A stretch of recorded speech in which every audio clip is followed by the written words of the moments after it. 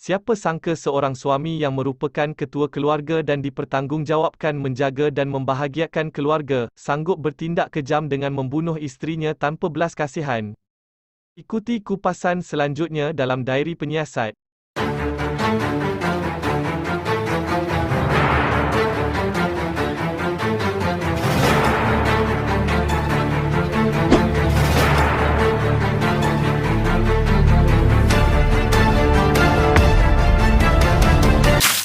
Seorang lelaki yang kini berdepan perbicaraan kerana menjadi suspek utama dalam kes bunuh paling gempar di Indonesia, mengaku sedia menerima hukuman mati atas kesalahannya.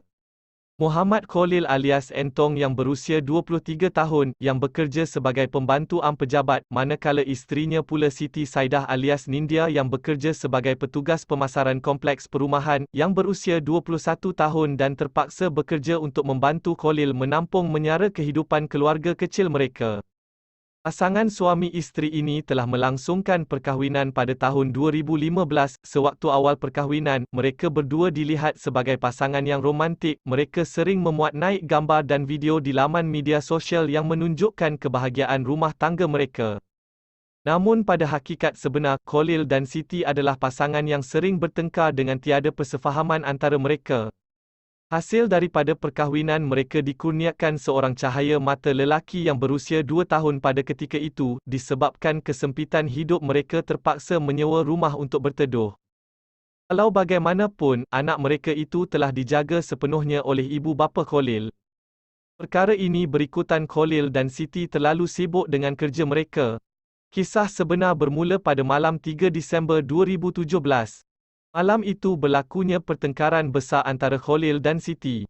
Pertengkaran tersebut dikatakan berpunca daripada Siti yang telah mendesak Khalil untuk membeli kereta baru. Khalil bagaimanapun tidak bersetuju kerana perkara itu akan menambah beban perbelanjaan bulanan mereka. Siti yang tidak berpuas hati, kemudian tidak berhenti membebel dan menghina ibu bapa Khalil sekaligus menimbulkan kemarahan Khalil. Entah apa yang merasuki Khalil, dia telah bertindak untuk memukul leher Siti dengan tangan sebanyak 2 kali hingga menyebabkan isterinya itu jatuh tersungkur lalu menjadi lemah tidak bermaya. Seterusnya, Khalil yang masih lagi marah pergi mengambil pita pelekat untuk dilekat pada hidung dan mulut Siti. Khalil dalam keadaannya menangis telah bertindak mengerat mayat Siti kepada 3 bahagian iaitu kepala, badan dan kaki dengan menggunakan sebilah parang. Seperkara harus diketahui, aksi kerat mengerat ini dilakukan oleh Khalil pada 2 hari selepas kejadian pembunuhan. Selesai berbuat sedemikian, keratan mayat tersebut telah dimasukkan ke dalam 2 bungkusan plastik untuk dibuang di 2 kawasan yang berlainan. Pada 6 Disember 2017, Khalil kembali semula ke lokasi pembuangan mayat untuk melakukan kerja-kerja pembakaran mayat Siti bagi tujuan penghapusan bukti. 7 Disember 2017, pihak polis ke kawasan kejadian kerana telah menerima maklumat mengenai penemuan mayat badan manusia tanpa kepala dan kaki. Rentetan daripada maklumat penemuan tersebut, pihak polis terus melakukan siasatan dan pemeriksaan. 5 hari berikutnya, Khalil tiba di balai polis untuk membuat laporan kehilangan isterinya. Sewaktu pihak polis menyoal siasat Khalil secara lebih mendalam, dia mula menggelabah dan memberikan keterangan yang bercanggah sekaligus menimbulkan kemusykilan kepada pihak polis dalam siasatan kes ini. Hingga pada akhirnya, Khalil yang tidak lagi mampu untuk terus berbohong telah mengaku melakukan pembunuhan, pengeratan, pembakaran dan pembuangan mayat isterinya. Setelah pengakuan tersebut dibuat, Khalil disuruh oleh pihak polis untuk menunjukkan satu lagi lokasi di mana tempat pembuangan keratan mayat itu dilakukan.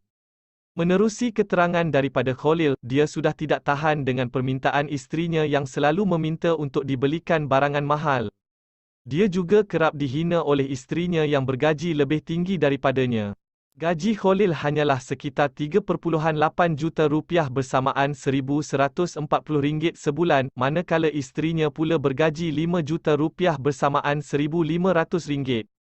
Barang keperluan Siti juga semakin hari semakin bertambah akan tetapi semuanya memakai duit Khalil. Selain itu, Siti suka berdandan di salon dan lebih suka untuk makan di luar berbanding masak di rumah.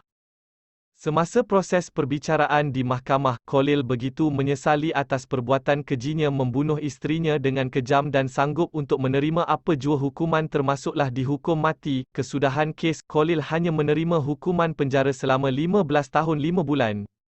Sekian, terima kasih. Ingat, jauhi jenayah.